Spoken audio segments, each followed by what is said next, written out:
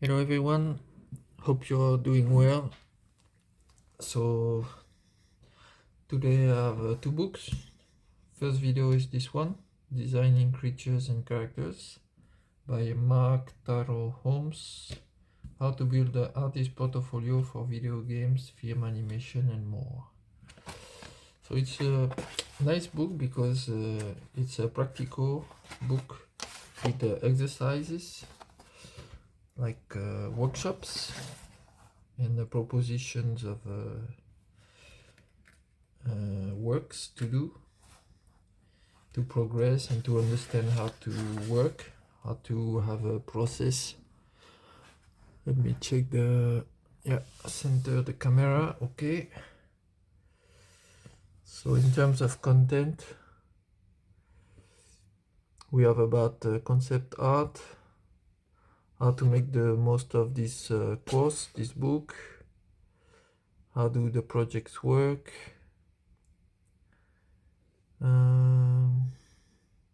designing process, final preparation, project briefs. So it's a little bit gamified. You see there is some level 1, 2, 3, 4 with different phases of the work.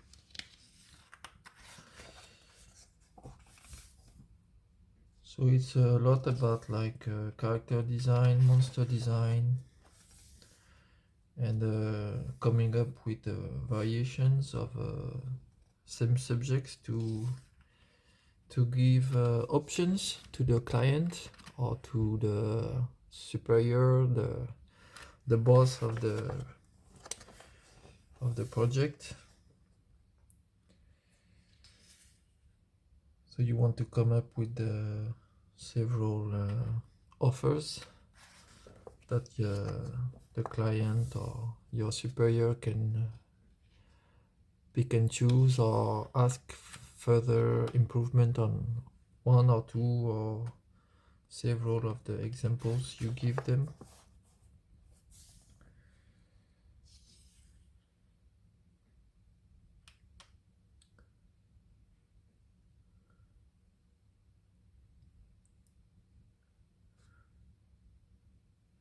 So here he suggests, he advise to identify your style, the most efficient style you can work with. You have to know yourself, what you're passionate about. Yeah, also the genres that you like. I come back, I take my glasses.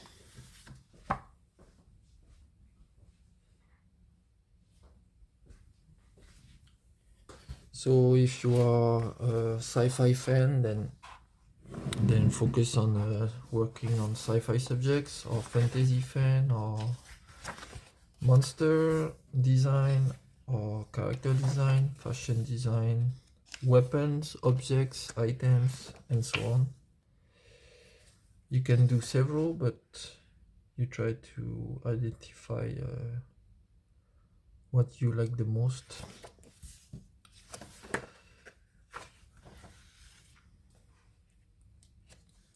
You can pause and read the text.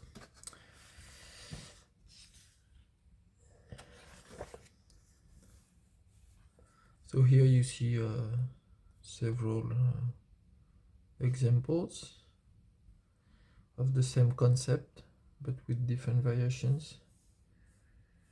You can see a lot of that in video games, some funky designs, like over the top, a little bit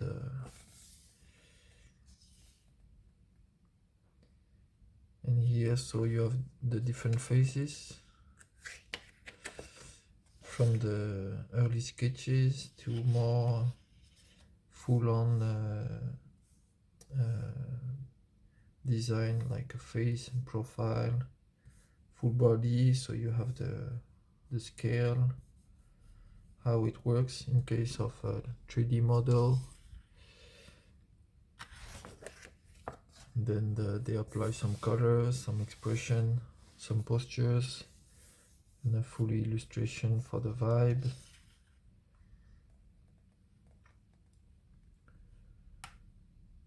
can pause also with this.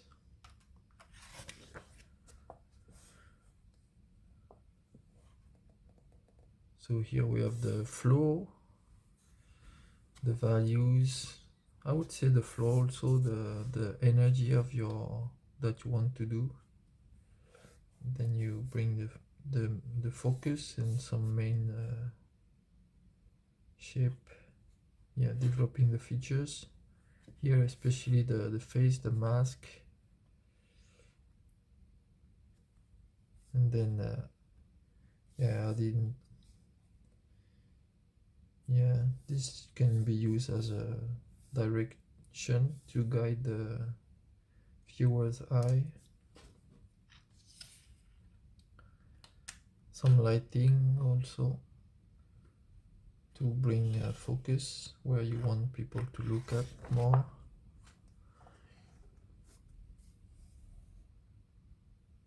Yeah, here you have some question, can be useful. You can look at it also.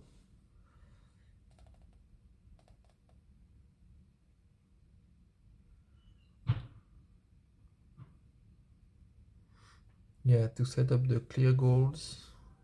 So whether it's for yourself or for a team, you need to put down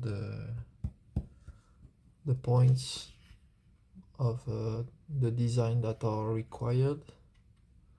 Like if the client asks for a swordman with a double sword and high boots and one shoulder plate and maybe one eye missing or something.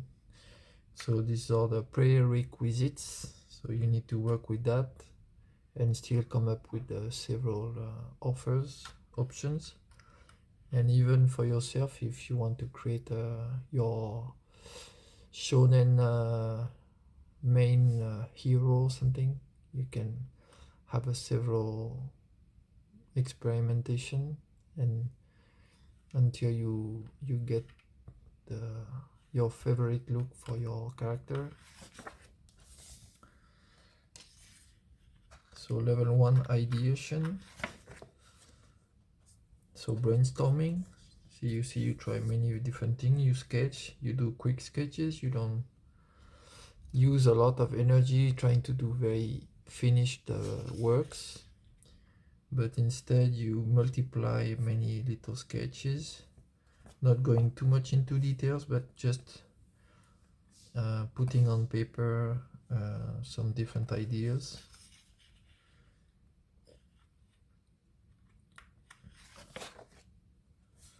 Sketch and the painting, multiply the drawing over the top.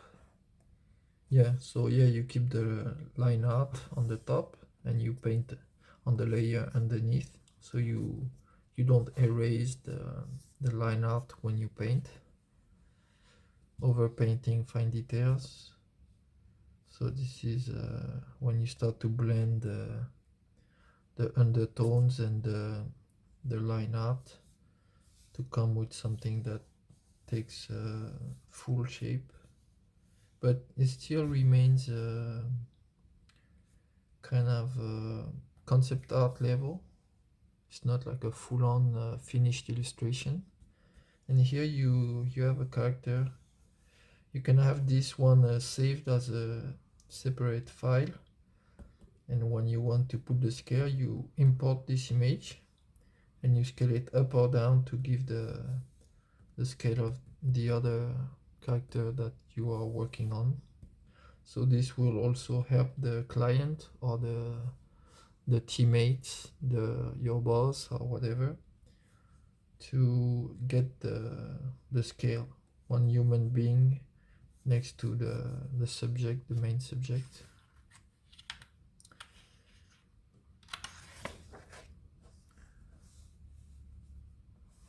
Great ideas are fun on paper. Yeah, so you have to draw sometime. If you just think, you cannot really think. If we are visual artists, this means that we need to use our visual set of skills and way of working. So that's why sometimes it's just better to just brainstorm by drawing than try to just synthetically think outside of drawing. Yeah, and also anatomy. So depending on what you work on, you want to have some references, get some images as side references, so you get more solid, grounded depiction of what you want to do, whether it's like a bat-like wing or a sword or a helm or a shoulder plate or whatever, or an animal anatomy, you know. Also they make stuff.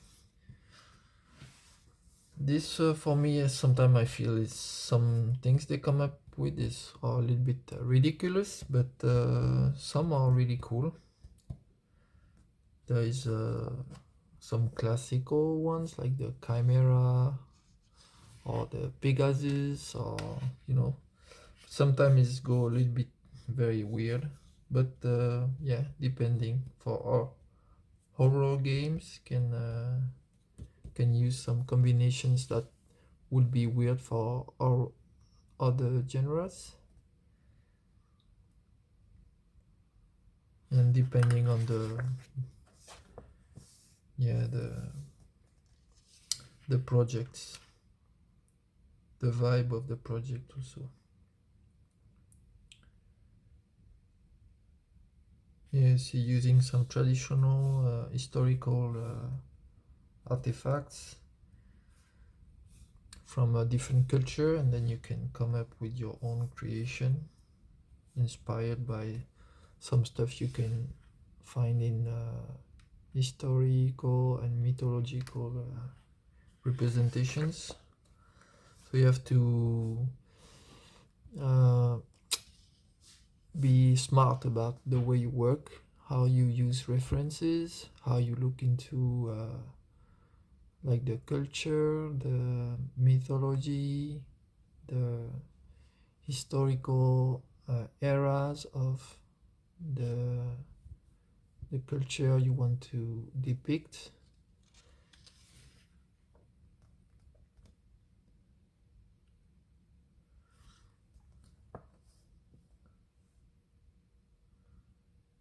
Here, for example, it compares two ideas. So just two ideas and going a little bit forward with those two ideas. And then have a more realistic approach, a more grounded version, and then a more crazy over the top option. So you see that a lot in video games. You have some games that go for a more historical, grounded vision of their designs, and some other games they go really very crazy with the designs. Something that is very like decorative, you might say. Like this armor might not be really practical if you are a fighter, but for the badassery, badass aspect, you may want to go a little bit more crazy, and you can tune between a little bit grounded and over the top to find the middle ground that you feel you like, if it's for yourself, or it might be your teammates or your boss or your client that chooses. And if you work for someone, then you try to get the result the client or the team, the boss want. So that's something to know how to manage. Yeah, and then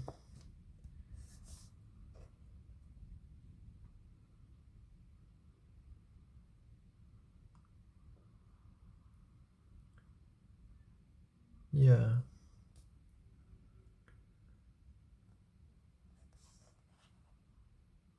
Yeah, you create hybrid designs.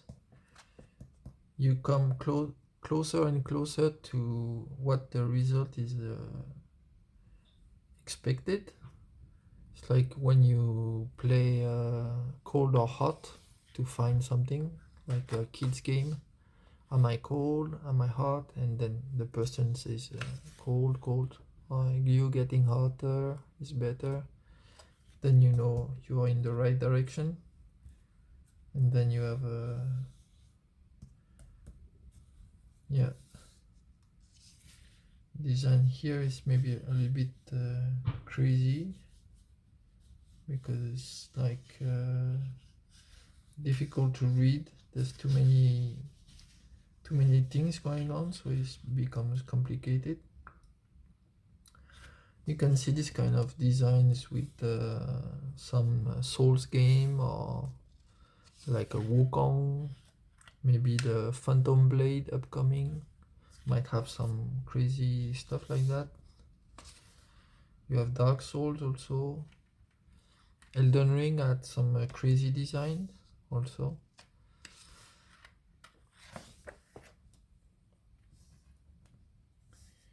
You see like yeah, like a slick design or a very tanky design. Female, male. Yeah, you see these differences in Souls games a lot. With the bosses, some of the bosses are very fast and agile, and some other are pack a punch and are slower. So in terms of gameplay also, depending on what you want to bring, is it like heavy blows but slower, so it's like less danger but more damage, or is it a lot of danger but smaller damage but longer combos, like the dancer in the Dark Souls 3. You have the dancer with the twin blades. In the Elden Ring you have Malenia,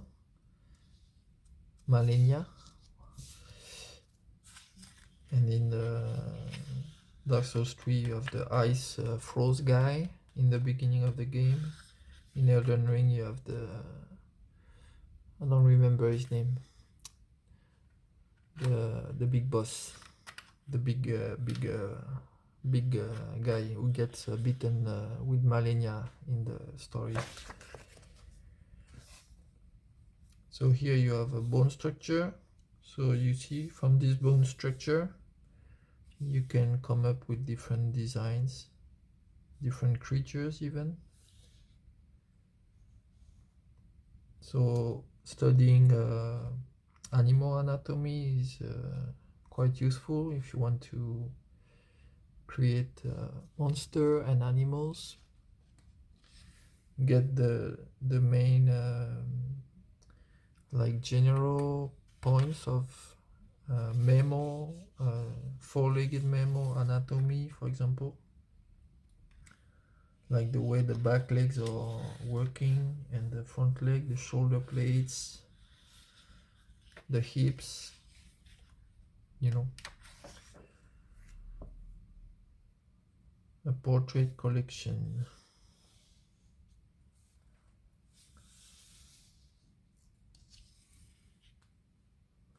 So here, for example, he proposed to create head trophies that a hunter would have gathered with hunting many monsters. So it's an exercise you can try. For example, designing 12 monsters' head that the hunter may have hunted. So the fishing league here, so you have creating fishes. So you see there's plenty of cool exercise you can try for monsters, sea monsters, earth monsters. Here you have more of a pirate feel, Sea Viking, Space Raiders. So a little bit the same vibes of outlaws on the sea or in space. Something you can see like in Rogue Trader, Warhammer 40k Rogue Trader game. They have cool designs of characters.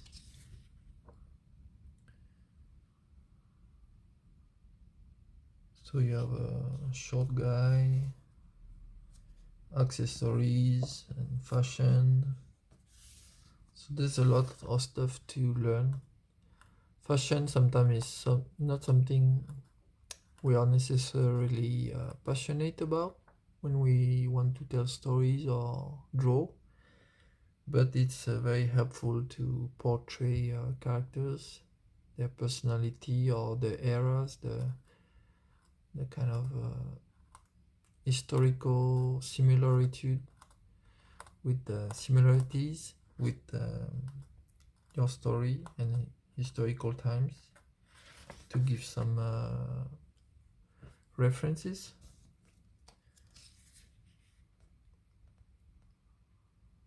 So here's a sketch, some rough colors, then yeah,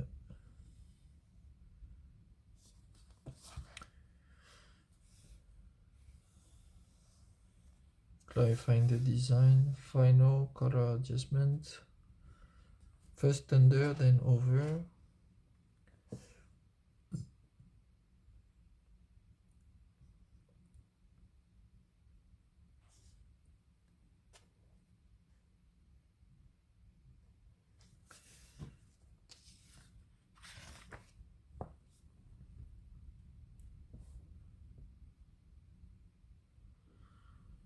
Here I talk about layering even the drawing. Sketch the basic figure first, then draw each element of the costume on its own layer above. This helps you experiment as you go. You don't have to redraw the face every time you try a different beard. You can design things like the sleeves tattoo without redrawing the arm over and over. Yeah, so this is something that I have not used for now, but I see the usefulness of it. It's really useful when you want to work on different concepts, and if you work for a client or with a team, they may ask you to change this and that and this and that, and you want to have energy and time saving tips and tricks.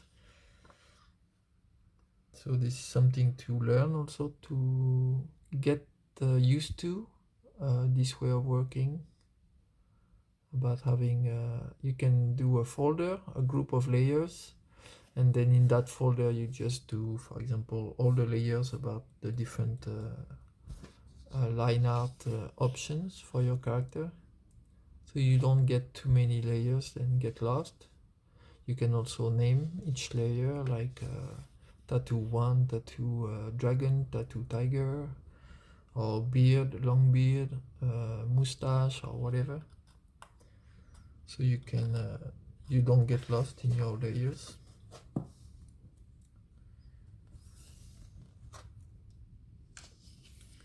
So this is one exercise, one project, the wasteland, so mutant and monsters. So you can brainstorm and do some examples. If you already have a story or something you're working on, then you can use this kind of exercises to design some NPCs or characters, to get the mood and like the way people dress, or what tools, what weapons they have, what is like the environmental foundation, like the elements, the materials people can use to do what they want to do.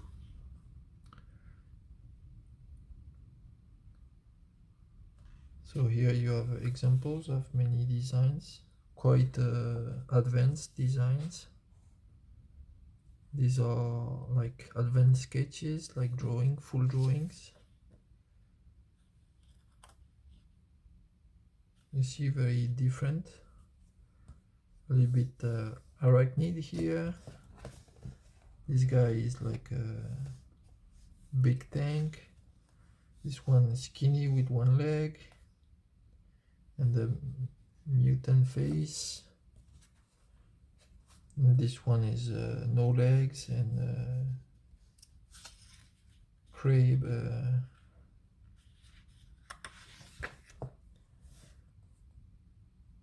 Designing a species, racial profiling.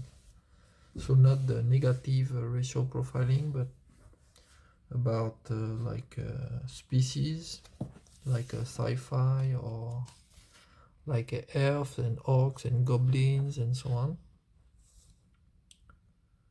Here the task is to design an intelligent alien or fantasy race.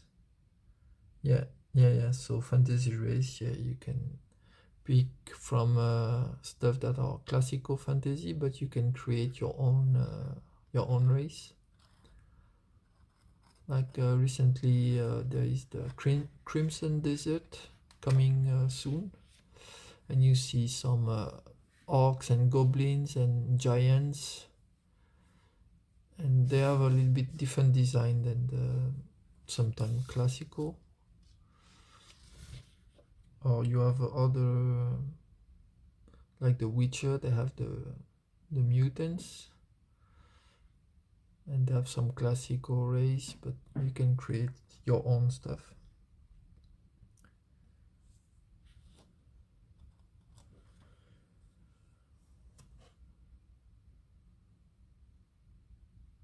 And you have to think about society, technology, culture. So some background, some lore going on. You can see that with the Dark Souls game. They don't have like a deep story, but they build a lore, a vibe, a lore that then is visually recognizable. Just like the dwarves with Tolkien, they are recognizable. Their weapons, their tools, their architecture, everything is distinct. Here is more about like monsters and food chains. So you can think about Monster Hunter.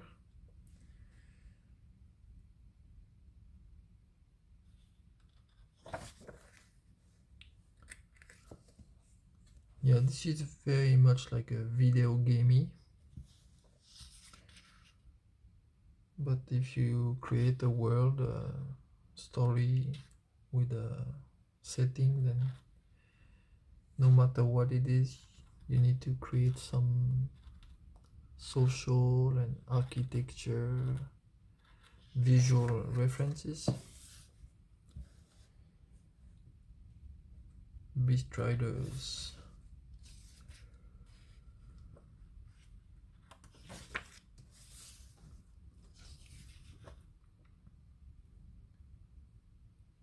You see, from the sketch to the kind of more finished concept and illustration.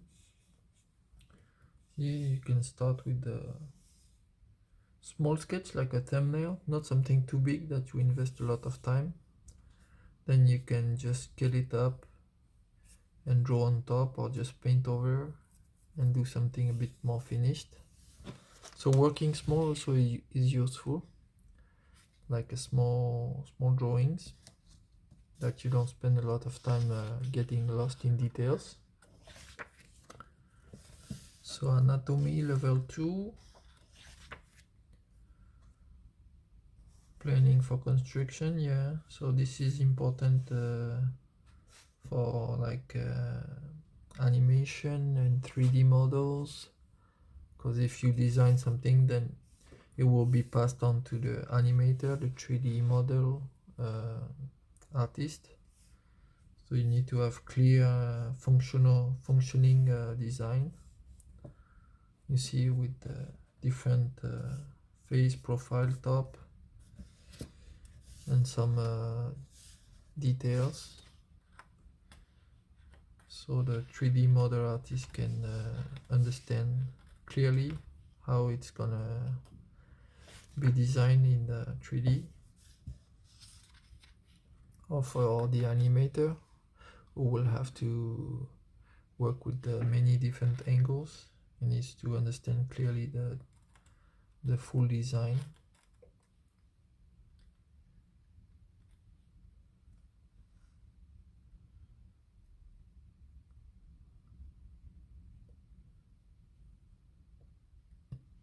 Yeah, here they talk about details.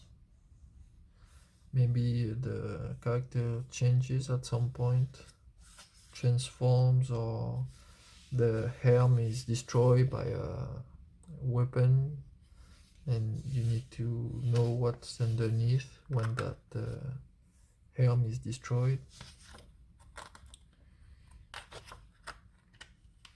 or transforms. And again, some variations. Here you have shoulder plates. Here the helmet is different. Also the tail armor is different. So this is also where you can use different layers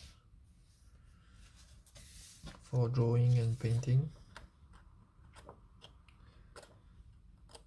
You can train to do different layers for different options with very simple drawing first. Just you understand how you want to work with layers.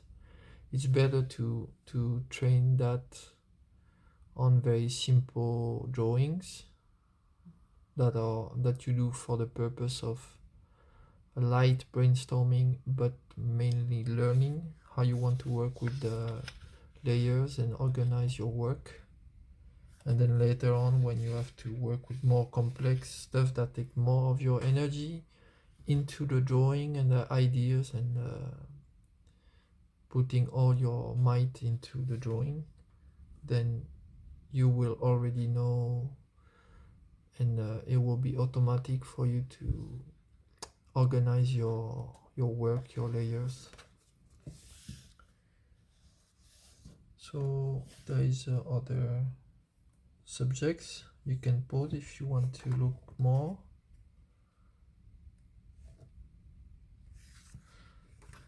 So it goes into a variety of subjects.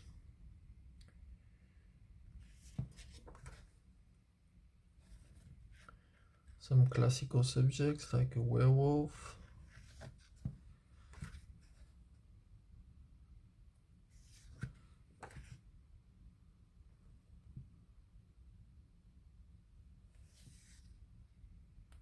crossbreeding experiment. Yeah, so this is again some kind of mixing several animals into one.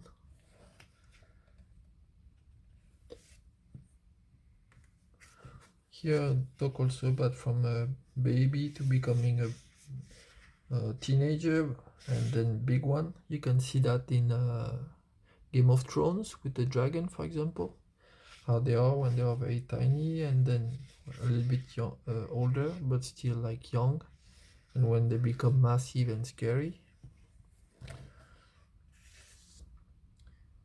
Dire beasts. Yeah, so it's like the werewolf stuff, but applied to many different animals and creatures. You can see with the Resident Evil, for example, mutant, parasite evolution, gross anatomy. Yeah, you can see that in Resident Evil with the tyrant and other bosses. Yeah, genetic experimentation. dark beauty, heavenly perfection. So this is a mix of like a beautiful woman, but with a little bit dangerous, yeah, like a snaky tail, multiple arms. So it's like Medusa style animation.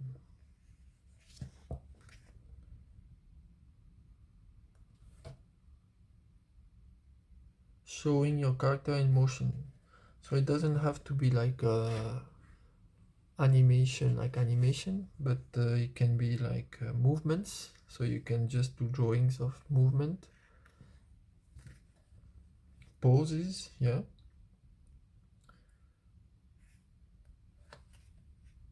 And it will give the attitude of the character, the way they move. This can be also important for the animator that will create the animation for the character that is created. So you want to do drawings that bring the flow, the energy, the movement styles for the character, and then it will hopefully be well implemented in the animation. So here you have storyboards. Yeah, storyboards. So you create a sequence, a situation, something happening, and you do several poses. Yeah, the way she attacks, for example. So this is yeah, for video games or for movies, for whatever, you know. But it's most likely storytelling and yeah, storytelling related. The expression sheet. So this is true for any like living creature, animals, monsters, and human. Like sad, angry, afraid, whatever. So there's a lot of stuff to work on. So this book is really a good toolkit if you want to work on your portfolio, on your capacity to go towards trying to become a pro or improving your skill set.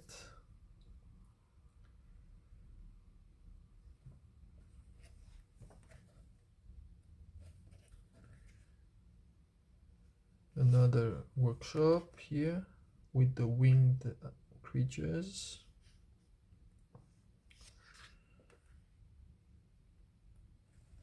The head of the creature, the way they fly.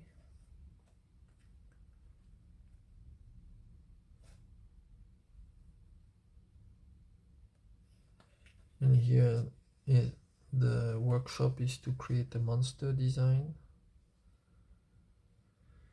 with a unique method of hunting.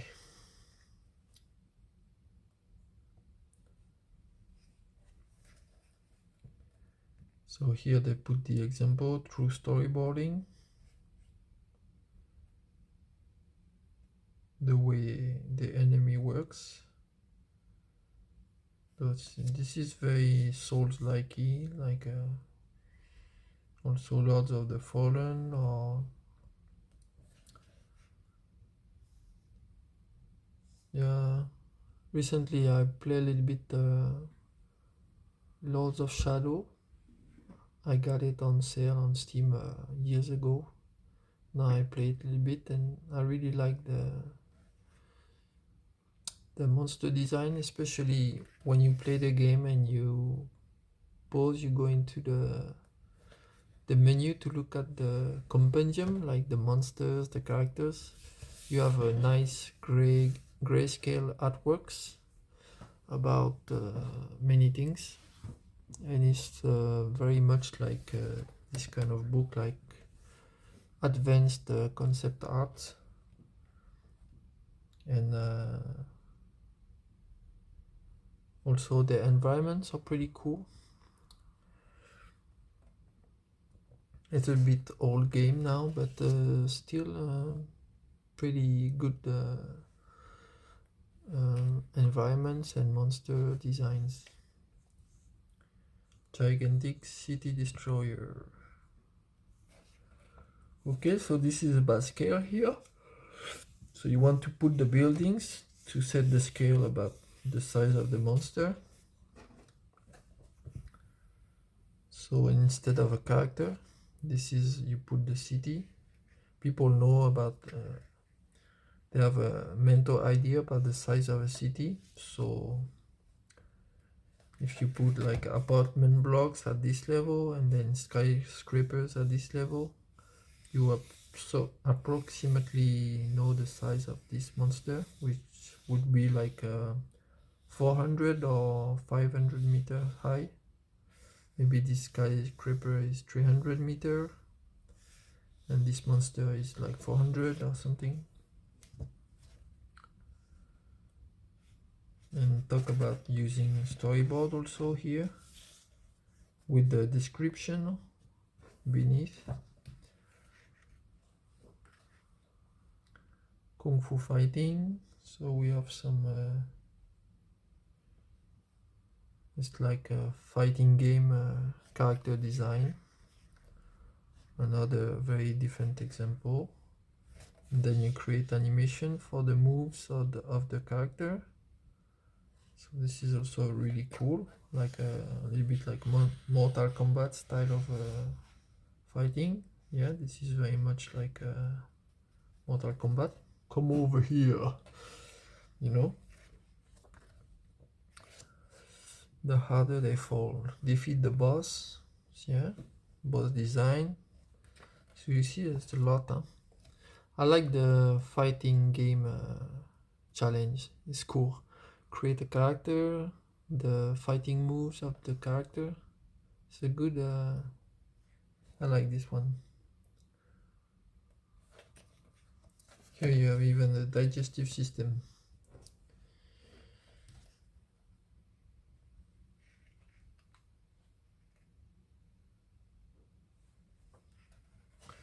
And then from the perspective of the character, when he's swallowed by the beast, what does he have to go through inside the belly of the beast?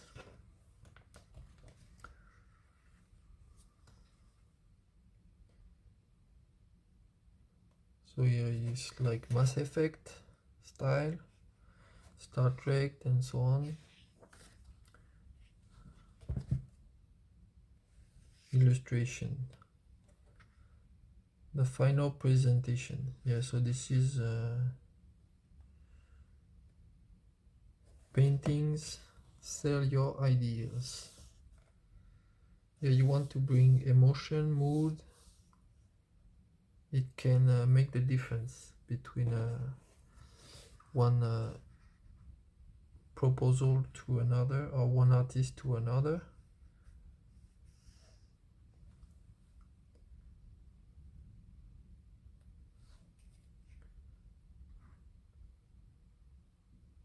Here you can read the text.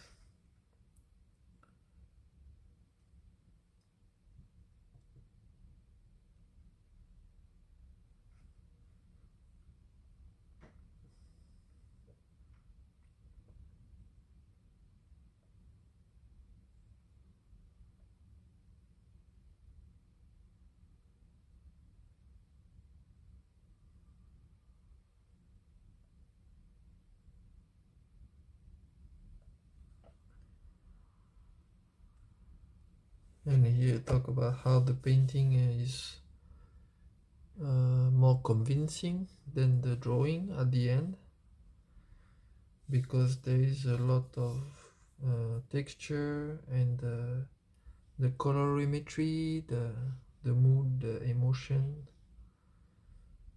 So if everything come together, then it can transmit more than just a sketch or drawing, but it comes as the result of all the previous steps. So it's just something that comes together. Here you have a rough base, so you do some basic colors in the background to, I call it, to kill the blank page, the blockage, the creative block. Special effect you can do on separate layers. So here also you have to work with separate layers, because you can call this the foundation, and then you can bring different things, and even as the painting you can have different options. You can see that a lot. I saw that with some concept artists and paintings. They have the same character but different magic effects or weapons.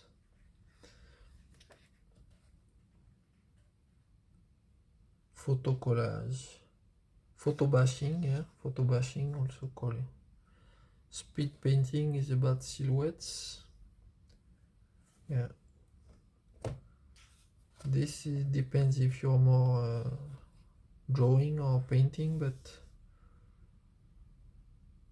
it's good to learn a bit about doing speed painting, especially grayscale, because it's less time consuming.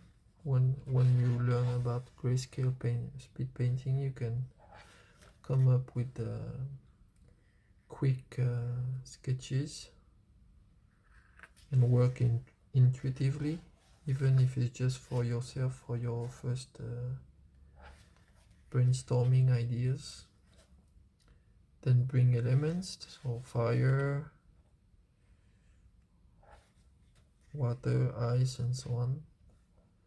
Rebooting a classic, so you can take a classic like Treasure Island, Moby Dick, or Hamlet, or whatever classical story, and you remix it. Japanese do that a lot. They take a mythological stuff and put it in the future, or put it into a pirate universe or a fantasy universe. So you can reboot.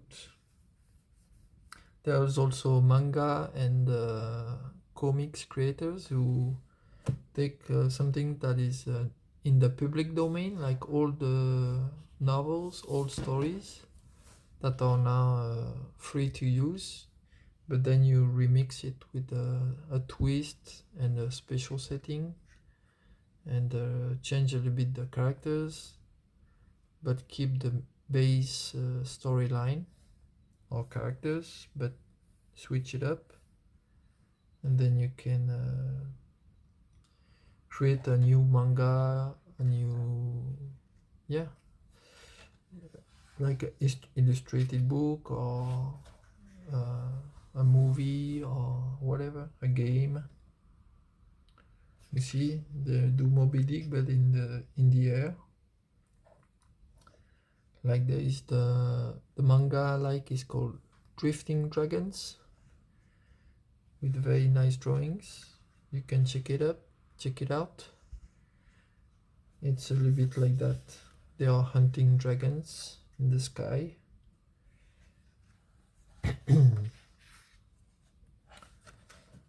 So this you see in Batman with the poison ivy.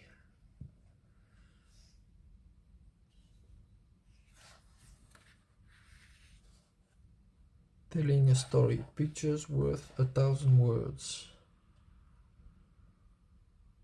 Create a model sheet. Yeah, so you have different versions.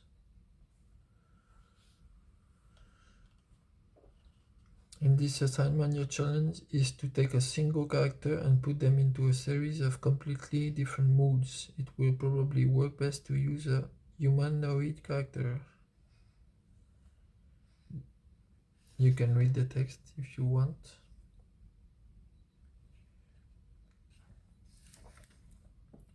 Yeah, so this is like more storytelling, more investment into the character. Not just a concept, a visual concept, but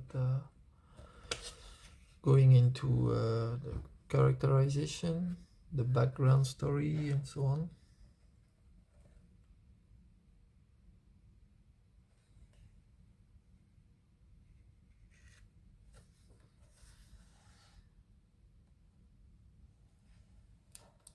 So military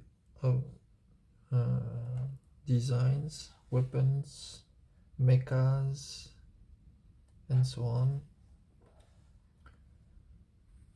Start with big shape to hold off the detail as long as possible. Yeah, you want to use silhouette design first. Focus on the head, prioritize your efforts. Yeah, you don't put details everywhere because it becomes like architecture, like designer, scientific designer work after. Which some people enjoy, but not necessarily. Invaders from beyond.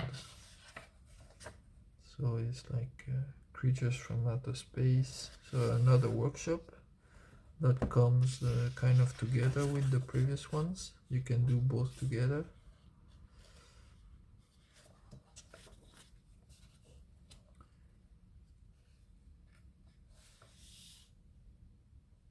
Yeah, base layer, layer on details. So you have a layer for some details. Then you put the monster. And then you bring back the other layers. Well, I don't know. You have to see how you want to work. You might want to start here and get 1, 2, and 3 and finish like 4. You have to know how you work. It's not like a set in stone, but it's a way to discover how you enjoy working, creating. So this is more like foresty stuff, like nature creatures, the world tree.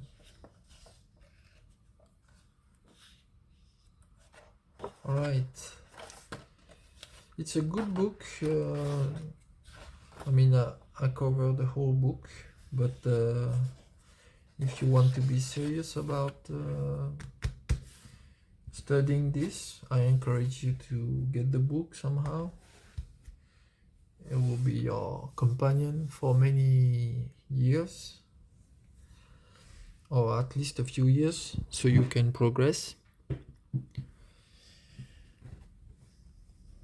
So please like, if you are not subscribed, subscribe, and see you in the next one.